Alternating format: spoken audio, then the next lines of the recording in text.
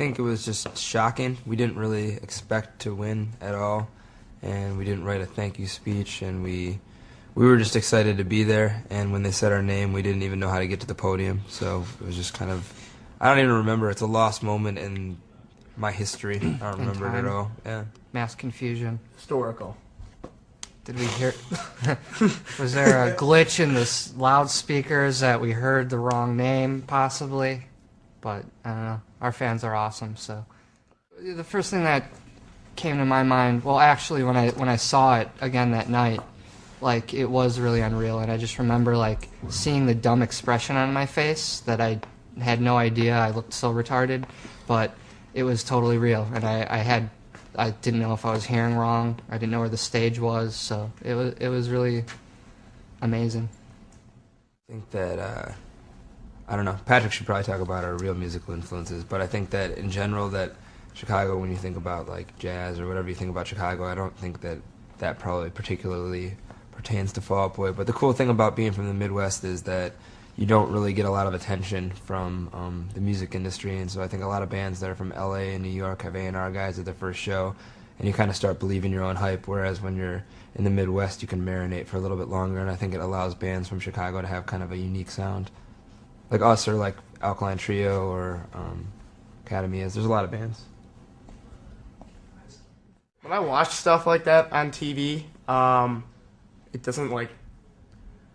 I just don't think it's real. I still feel like I'm watching TV. You know, I watch it and I'm like, that's me, but I'm just watching TV. It was just only weird when I was there. I mean, I usually don't end up seeing even like anything that we do on TV because I don't even have cable. So. As far as musical influences, I think we all come from four very different backgrounds, but where we meet up has a lot to do with Fall Out Boy, and we meet up at like Lifetime and the Descendants and Green Day and Gorilla Biscuits and Quicksand, Refused. But I think there's other stuff. You know, I mean, we listen to metal, we listen to hip hop, we listen to R&B, we listen to jazz, we listen to Britpop, we listen to new stuff that's coming out from younger bands or whatever. So I think that's what makes Fall Out Boy, I guess. It's like the only thing that's changed is what goes on around Fall Out Boy. I feel like since we've been considered, breakthrough or whatever, since people have been calling you the next big thing, I read on the internet, and lots of times people will kind of idolize us or make us out to be these saviors of pop punk or whatever this is, and other times they kind of vilify us and demonize us as the people who are ruining everything. And then you kind of meet us at a show and you realize that we're probably four of the most ordinary people you'll ever meet in a really extraordinary situation. So I don't know, come meet us at a show. Fall Out Boy's just never been about goals or anything. It's just not really our thing. So like it's just a snowball that kind of just became bigger and bigger. We never really had a plan to go anywhere. The band started kind of by accident, because I was like kind of like doing this weird band. I asked Pete to be in it with me, and then we decided that the band sucked and that we wanted to do something that wasn't heavy. We were just doing heavy bands and we were sick of it, so we wanted to do something that was just in a completely different genre. And we kind of like started going about doing this band, kind of taking it as a joke. I met Patrick by mistake at a Borders. You can talk about that a little bit if you want.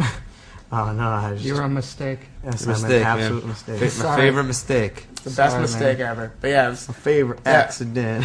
I met Patrick at Borders, and then me and Pete went over to his house one day and he played us a bunch of Saves the Day songs on acoustic guitar, and he sang, and it was really awesome. And then we met Andy. We got Andy from Stork. Yeah. I've known Pete for like 8 years. Andy. We did hardcore bands together, so they eventually needed a drummer for a tour.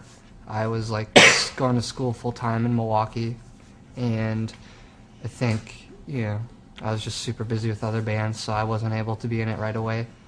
But, they had always been considering me, probably, I'd assume.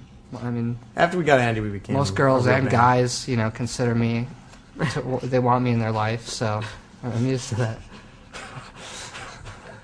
No, we're not in a few with the Killers. I think that things get blown out of proportion all the time.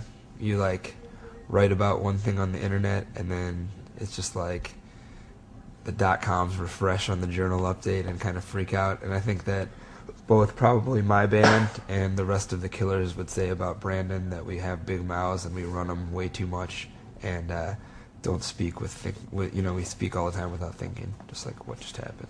So the day's awesome. I think it's cool because we got to come in this room, and usually people kind of try to put like a little bit of a leash on us and try to have us play exactly how we play on our record, and we're just not very good at it. We've sat down in a room before and tried to do it before, and it just doesn't happen. So it's more fun to just emote and react to the music and kind of do what Fall Out Boy has just always done, and we appreciate that you guys like let us thrash stuff in here and kind of whatever. It's fun.